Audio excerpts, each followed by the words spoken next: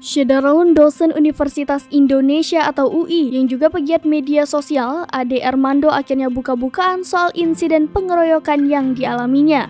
Ade Armando dikeroyok sejumlah orang dalam unjuk rasa di depan gedung DPR MPR pada Senin 11 April 2022 lalu.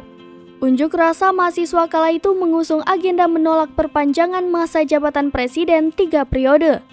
Sebulan lebih pasca pengeroyokan yang dialami, Ade Armando sudah kembali pulih. Dia pun kini sudah berani untuk membicarakan insiden kelam yang dialaminya itu.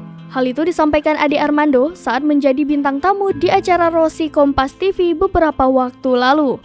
Rekaman perbincangan Ade Armando dan Rosiana Silalahi itu dibagikan oleh salah satu akun TikTok.